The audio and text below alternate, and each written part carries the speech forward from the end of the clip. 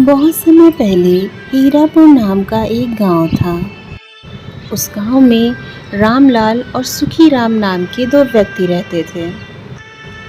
वो दोनों एक दूसरे के पड़ोसी थे।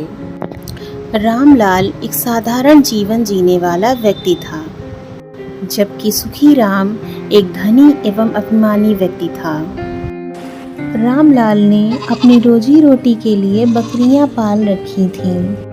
एक दिन रामलाल की एक बकरी खूंटे से खुल गई और सुखीराम के बगीचे में पेड़ पौधों को चरने लगी।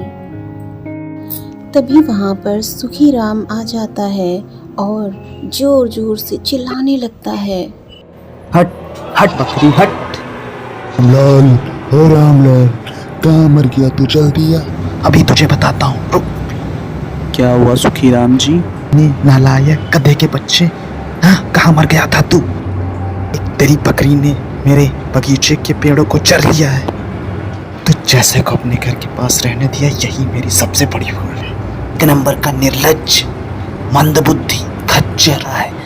तुझ पे इतना गुस्सा आता है कि मन करता तुझे जान से मार दूं। चल भाग यहाँ से। इतना सब सुनकर रामलाल रोता हुआ वहां से चला गया और उसे अपना अपमान बर्दाश्त नहीं हुआ, इसलिए वह अपनी बकरियों को लेकर वहां से हमेशा के लिए चला गया। अगले दिन जब सुखीराम अपने घर से बाहर निकला तो उसने देखा कि रामलाल वहां से जा चुका है। कई दिन बीत गए लेकिन रामलाल वापस नहीं आया, तो सुखीराम को चिंता व दुख होने लगा और उसे अपने करे पर पश्चाताप होने लगा। सुखीराम ने रामलाल से माफ़ी मांगने के लिए उसे बहुत ढूंढा, पर वह नहीं मिला।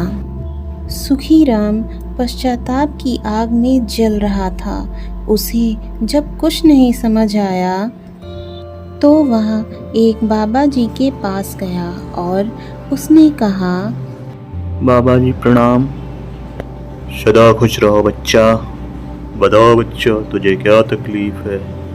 बाबा जी, गुस्से में मुझसे एक बहुत बड़ी भूल हो गई, जिसका मैं पश्चाताप करना चाहता हूँ, पर मुझे कोई उपाय नज़र नहीं आता।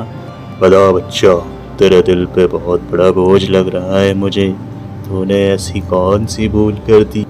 बाबा जी, रामलाल मेरा पड़ोसी है। वह एक अच्छा व्यक्ति है और उसने मेरी कई बार मदद की थी। एक दिन रामलाल की बकरी मेरे बगीचे के पौधों को चर रही थी। यह सब देखकर मुझे बहुत गुस्सा आया।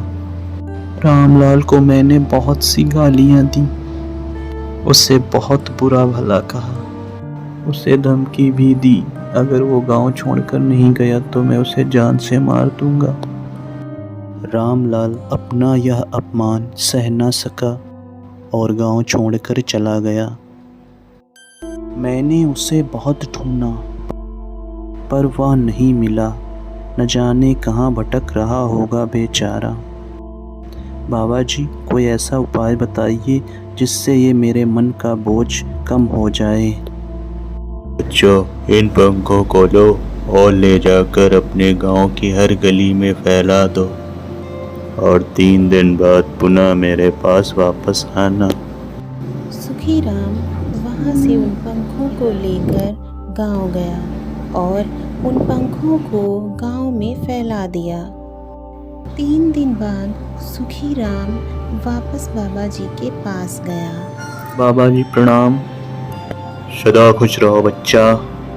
बाबा जी, आपने जैसा बताया था कि सभी पंखों को पूरे गांव में फैला दो, मैंने फैला दिया। ठीक है बच्चा, उन पंखों को फिर से इकट्ठा करो और यहाँ मेरे पास ले आओ। बाबा जी, ये क्या कह रहे हैं? वे पंख अब न जाने कहाँ कहाँ फैल गए होंगे, उनको इकट्ठा कर पाना असंभव है। जिस प्रकार इन पंखों को इकट्ठा कर पाना असंभव है, उसी प्रकार जीभ से निकले हुए शब्दों को वापस लेना संभव है।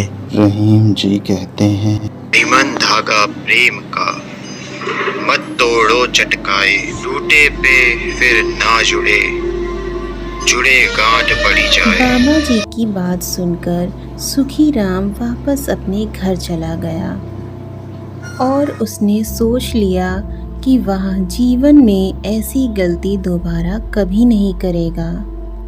अतः इस कहानी से हमें यह शिक्षा मिलती है कि क्रोध में आकर हमें कभी किसी को बुरा भला नहीं कहना चाहिए और परिस्थिति को सोच विचार कर व्यवहार करना चाहिए। ऐसी ही अच्छी अच्छी कहानियाँ देखने के लिए हमारे चैनल को लाइक, शेयर एंड सब्सक्राइब करें। धन्यवाद।